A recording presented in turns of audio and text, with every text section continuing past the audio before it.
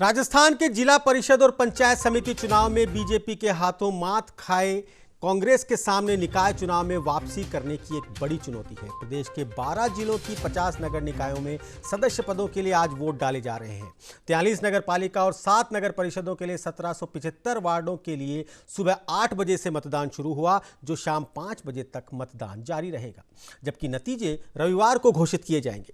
आपको बता दें कि राजस्थान के 50 नगर निकाय के वार्डों के जरिए 7,249 उम्मीदवार मैदान में हैं, जिनकी किस्मत का फैसला 14,32,233 मतदाता करेंगे। इनमें 7,46,663 पुरुष, 6,85,542 महिला और 28 अन्य मतदाता शामिल हैं। वार्डों के चुनाव के बाद अध्यक्ष के लिए 14 दिसंबर को लोक सूचना जारी होगी और 20 दिसंबर को चुनाव होगा। तो वहीं मतदान के दौरान राजस्थान के चुनाव आयुक्त पीएस मेहरा ने मतदाताओं से कोविड के दिशा निर्देशों के पालन के साथ मतदान करने की अपील की है। उन्होंने कहा कि राज्य में पिछले दिनों संपन्न हुए नगर निगम और पंचायत चुनाव की तरह ही मतदाताओं ने जिस तरह से कोविड के दिशा निर्देशों के साथ सावधानी पूर्वक मतदान कर एक जागरूक मतदाता की भूमिका निभाई है, ऐसे ही निकाय चुनाव में भी सक्रिय भागीदारी निभाएं।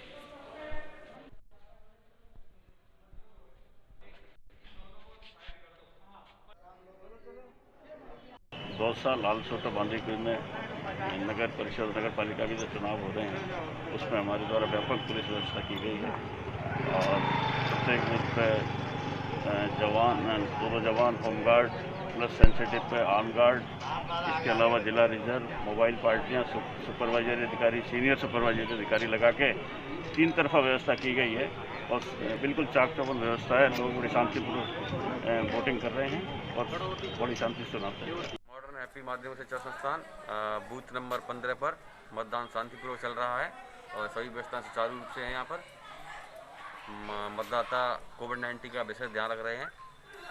मैं जनरल मजिस्ट्रेट 02 बाड़ी। अव्यवस्थाएं क्या है यहाँ? यहाँ अव्यवस्था एक व्हील चेयर दी गई है नगर पालिका की तरफ से, वो कार्यरत वर्तमान में कार्य नहीं कर रही और बाकी सब ठीक है व्यवस्था।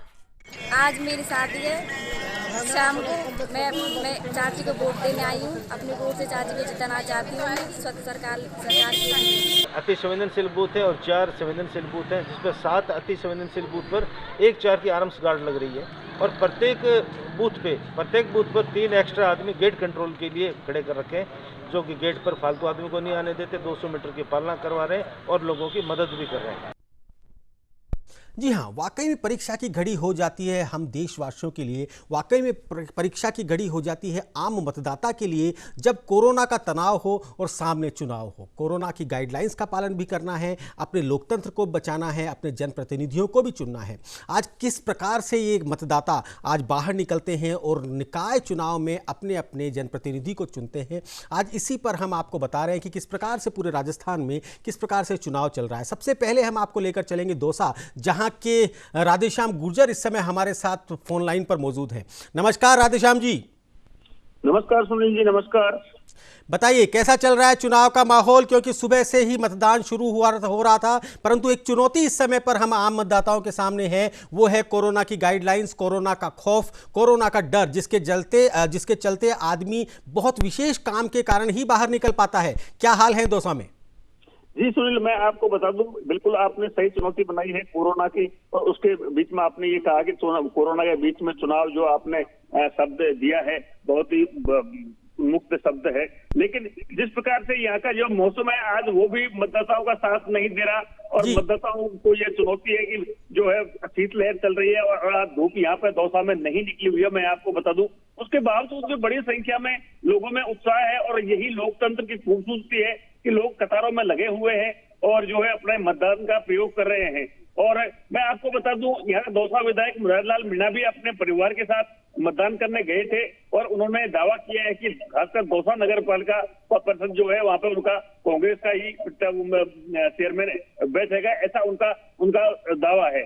जी अभी 1 बज चुका है लगभग, और इस समय तक जो मतदान की स्थिति हमेशा आमतौर पर रहती है, उससे इस बार के मतदान में क्या फर्क है? क्या लग रहा है आपको? लोग निकल रहे हैं घरों से, लोग पहुंच रहे हैं मतदान केंद्रों तक, या उन्हें चुनाव आयोग की तरफ से लोगों के द्वारा भेजकर जागरूक किया जा रहा है? क्या स्थिति है?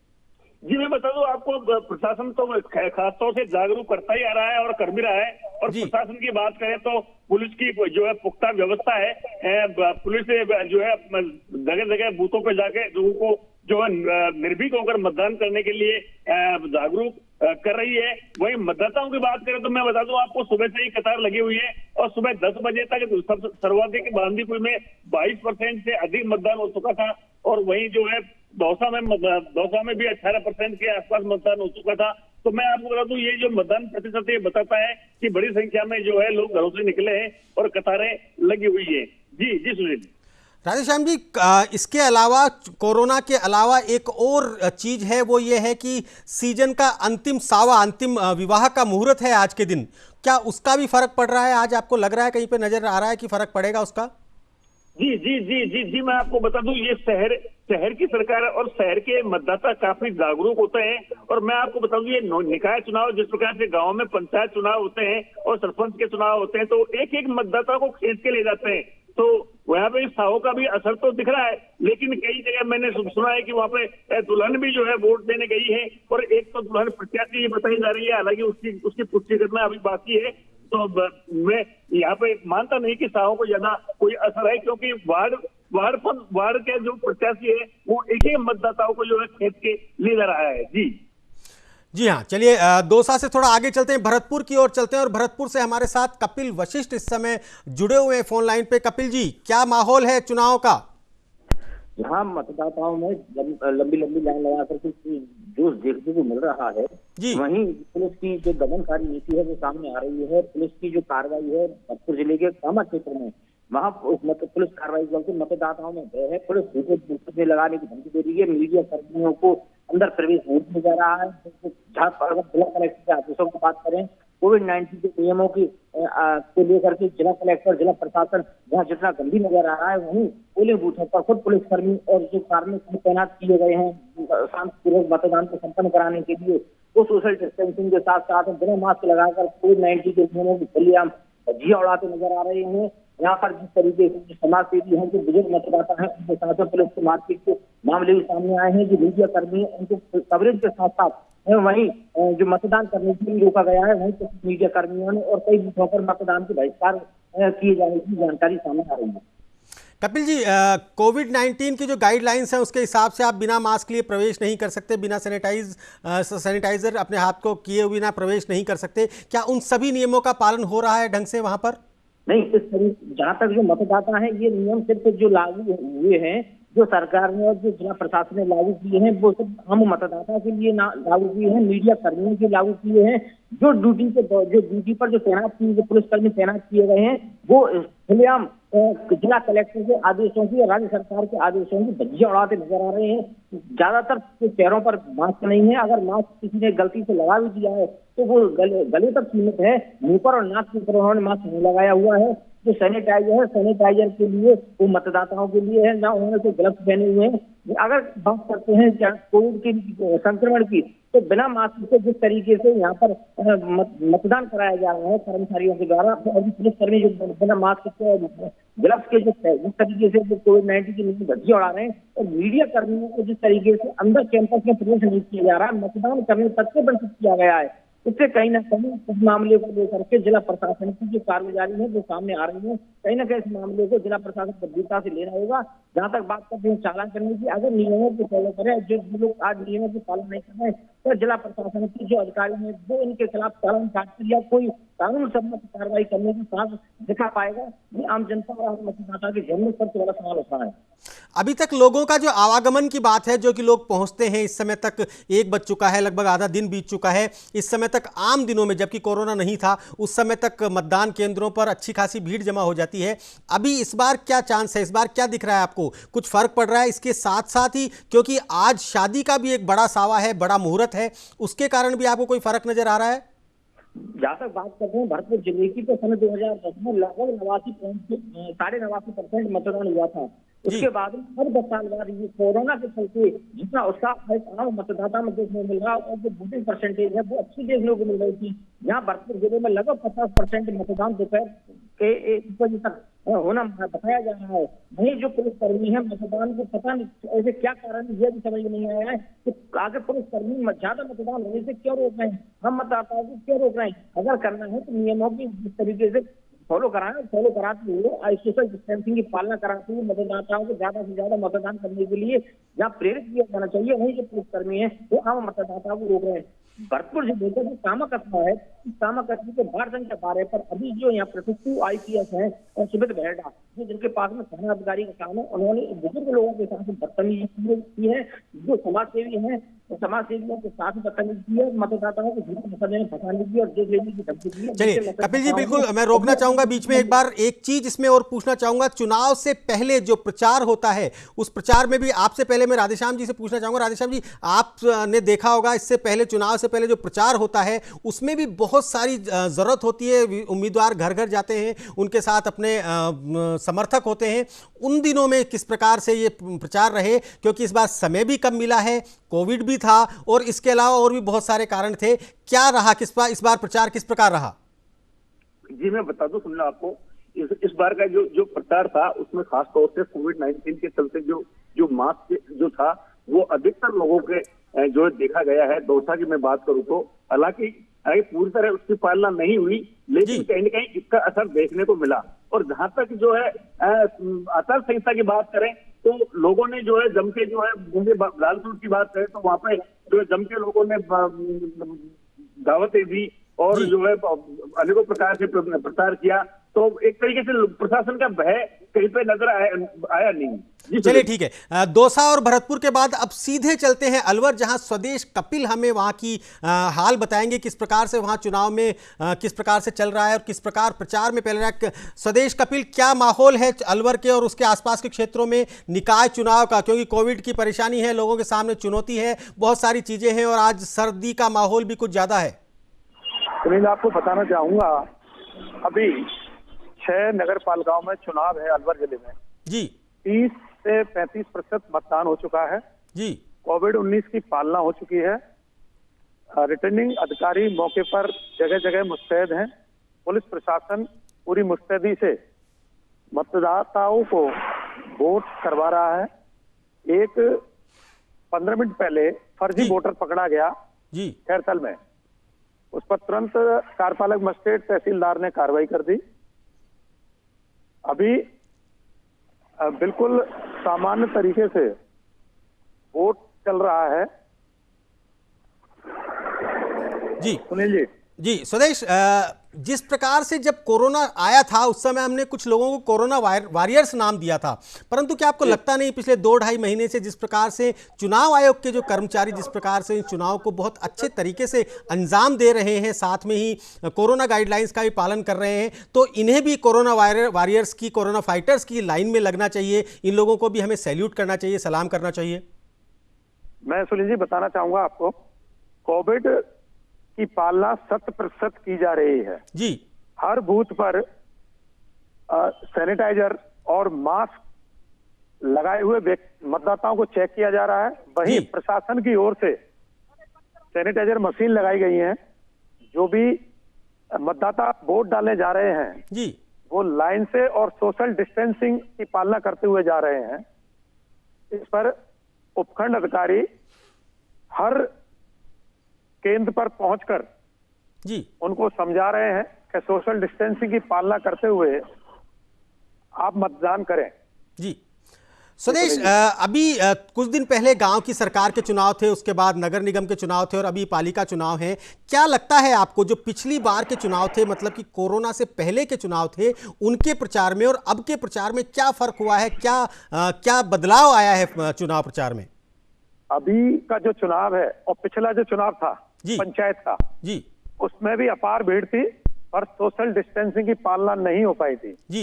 इस बार सरकार की ओर से मिले निर्देशों के अनुसार कोविड की पालना कराई जा रही है। सोशल डिस्टेंसिंग, मास्क और सैनिटाइजर का उपयोग 100% रूप से उपखंड अधिकारियों द्वारा कराया जा रहा है। और जो भी रिटर्निंग अधिकारी हैं उनको विशेष हिदायत दी जा रही है कि 2 गज की दूरी, मास्क है जरूरी, अवश्य इसकी पालना कराएं।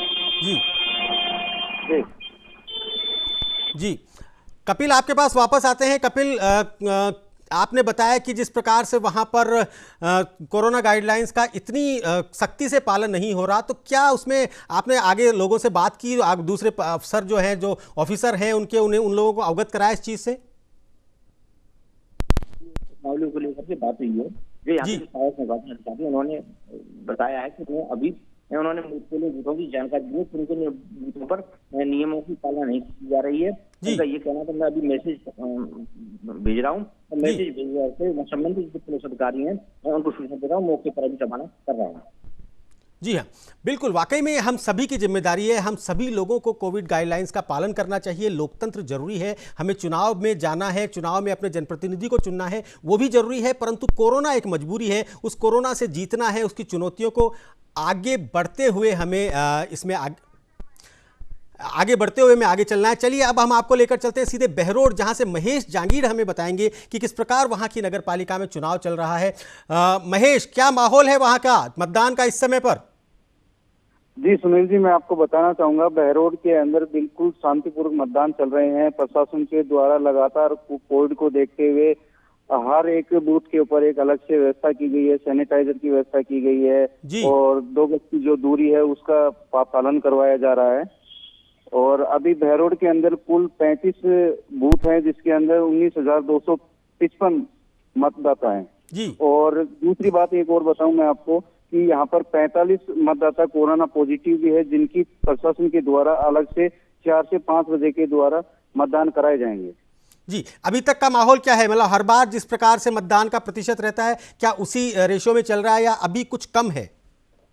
जी, यहाँ पे अभी तक 48% के लगभग मतदान हो चुका है और महिलाएं ज्यादा मतदान करने में उत्सुक दिखाई दे रही है जी। और सर्दी के कारण भी थोड़ा सा लग रहा है कि मतदाता निकलने में थोड़ा देर कर रहा है, और कुछ शादी ब्याह का मौसम है, उसके कारण भी थोड़ा सा फर्क पड़ रहा है इस सब पर?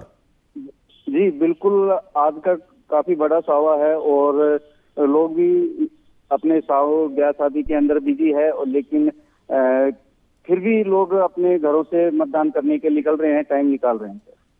जी हाँ, बिल्कुल, यही हमारे लोकतंत्र की सबसे बड़ी जीत है, जिसके कारण हमारा लोकतंत्र सबसे बड़ा लोकतंत्र कहलाता है। आपने बाइट सुनी होगी एक महिला की, एक बच्ची की, जिसकी की शादी है, वो सबसे पहले कहती है कि पहले मतदान जरूरी है, उसके बाद मैं शादी के लिए जाऊंगी और उसके बाद विवाह की मंडप पे बैठूंगी। ये बात वाकई में बहुत अच्छी है। शादी ब्याह हो, चाहे सर्दी हो, चाहे कोरोना हो, हम लोग इस लोकतंत्र के उत्सव को बेहद ही आलीशान और भव्य तरीके से मनाते हैं इसे, और इसीलिए भारत के लोकतंत्र को सबसे बड़ा लोकतंत्र माना गया है। इसीलिए कहा गया है कि भारत में जो लोकतंत्र है वही लोकतंत्र सबसे बड़ा है। महेश, वापस आते हैं आपके पास, आप क्योंकि NH8 से हैं और आप हाईवे पर आपका शहर है, तो किस प्रकार से आप ये देख रहे हैं कि शाम तक का जो माहौल है, क्योंकि शाम को जाकर शादी विवाह का जो चीज़ें हैं वो और ज़्यादा व्यस्त हो जाएंगी, शाम तक जाकर मतदान के कितने बढ़ने की या कितने प्रभावित होने की आशंका है?